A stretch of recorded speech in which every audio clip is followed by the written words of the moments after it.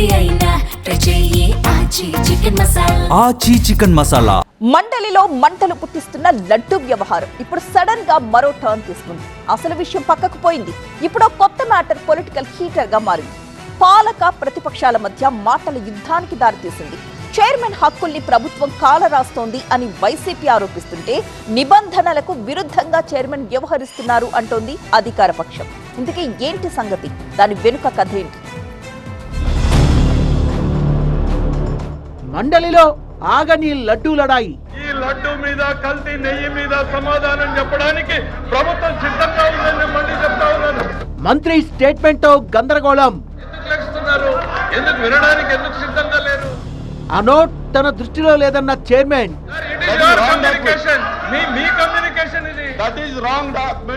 మరైతే ఆ లెటర్ రాసింది ఎవరు?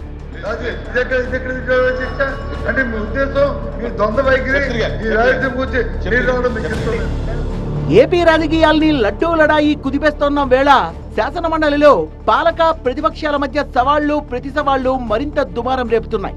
లడ్డూ కల్తీ వ్యవహారంపై చర్చ జరగాల్సిందే అని వైసీపీ పట్టుబడుతుండగా ఎన్నాళ్లైనా డిస్కస్ చేద్దాం సై అంటోంది అధికార పక్షం. ఈ విషయంలో నేతల మధ్య మాటలే తప్ప కథ మాత్రం ముందుకు సాగడం లేదు. ఇలాంటి పరిస్థితుల్లోనే ఇప్పుడు మంత్రి పయ్యావుల సభలో ఇచ్చిన స్టేట్మెంట్ పొలిటికల్ గందరగోళానికి దారితీసింది. రోజులాగే తిరుమల లడ్డూ కల్తీపై షార్ట్ డిస్కషన్ సందర్భంగా మండలిలో రచ్చ ముదిరింది. చర్చను ప్రారంభించిన చైర్మన్ మోషన్ రాజు ముందుగా వైసీపీ సభ్యుడు చంద్రశేఖర్ రెడ్డికి అవకాశం ఇచ్చారు. ముందు ప్రభుత్వ స్టేట్మెంట్ వినాలంటూ పట్టుబట్టారు మంత్రి పయ్యావుల. దీనిపై మండలి చైర్మన్ అభ్యంతరం వ్యక్తం చేయడంతో కాసేపు రగడ జరిగింది. మీరు చెప్పేది కరెక్ట్ కాదు. ఎందుచేతనంటే మీకు తెలుసు, ఇందులో షార్ట్ డిస్కషన్ లో మంత్రి గారి స్టేట్మెంట్ ఇవ్వడానికి రూల్ లేదు. మీరు స్టేట్మెంట్ ఇవ్వాలనుకుంటే ప్రభుత్వానికి హక్కు ఉంది, అవకాశం ఉంది. వేరే ఫార్మెట్ లో రండి, వేరే ఫార్మెట్ లో వస్తే కనుక నేను ఖచ్చితంగా ప్రభుత్వానికి ఆ అవకాశం ఇస్తాను. అంతే తప్ప షార్ట్ డిస్కషన్ అనేది స్టేట్మెంట్కి మంత్రి గారికి కాదు, గవర్నమెంట్కి లేదు. అంచేత ప్రతిపక్షానికి ఫస్ట్ స్టార్ట్ చేసేటటువంటి అవకాశం ఉంది కాబట్టి నేను ప్రతిపక్షానికి ఇచ్చాను. స్టేట్మెంట్ ఇవ్వాలంటూ శాసన మండలి నుంచే తనకు నోట్ వచ్చిందన్నారు మంత్రి పయ్యావుల.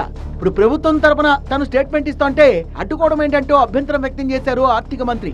అయితే ఆ విషయం తన దృష్టిలో లేదని చైర్మన్ మోషన్ రాజు చెప్పడం చర్చనీయాంశమైంది. The subject of TTD Laddu Prasadam will be taken up as a short discussion in the Andhra Pradesh Legislative Council on Thursday, 26th day of February 2026.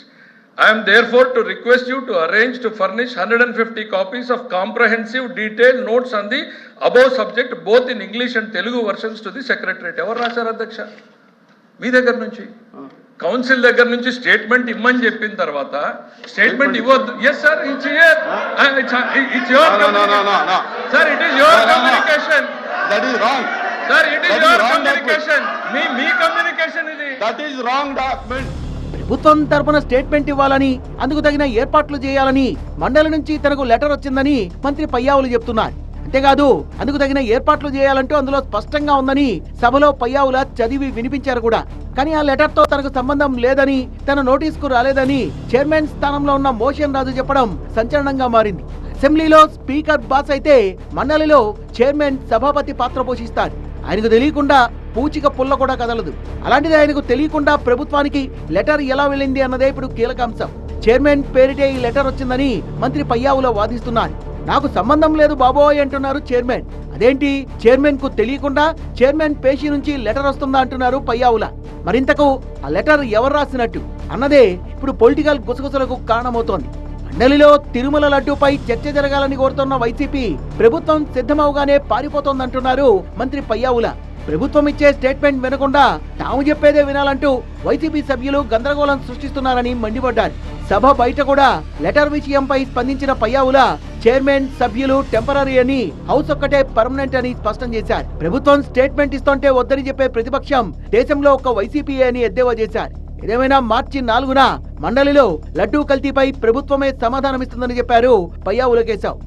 ప్రభుత్వం అధికారం ఉంది కదా అని చైర్మన్ హక్కుల్ని కాలరాసే ప్రయత్నం చేస్తోందని ఆక్షేపించారు మండలిలో విపక్ష నేత బొత్స.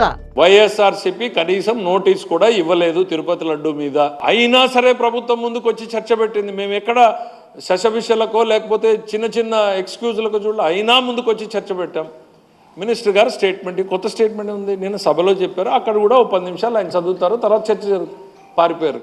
లెటరు స్టేట్మెంట్ చదివే సాంప్రదాయం లేదు అని. స్టేట్మెంట్ ఇవ్వమని శాసనసభ నుంచి సంబంధిత శాఖ మంత్రులకి ఎందుకు లేఖలు రాశారు? మీరు చెప్పండి. చైర్మన్ గారు రేపటి నుంచి సభకు మీరు ఎటువంటివి ఇవ్వద్దు అనుకుంటే హ్యాపీగా ప్రభుత్వం ఇవ్వదు. అధికారం ఉందా కదా అని సభ నుంచి చేతితో తీసుకొని చైర్మన్ గారి మీద వచ్చి నానా మాట్లాడుతూ అబ్యూజింగ్ చేస్తూ ఇది చాలా ఆక్షేపణీయం. పొలిటికల్ గా ఎవరేమన్నా ఇప్పుడు అఫిషియల్ గా ఆ లెటర్ ఎవరు రాశారు, ఎక్కడి నుంచి వచ్చింది అనేది మాత్రం సస్పెన్స్ గా మారింది. లడ్డూ లడాయి ఓవైపు నడుస్తుండగానే ఇప్పుడు లెటర్ చుట్టూ ముదిరిన ఈ వివాదం ఏ మలుపు తీసుకుంటుందో చూడాలి.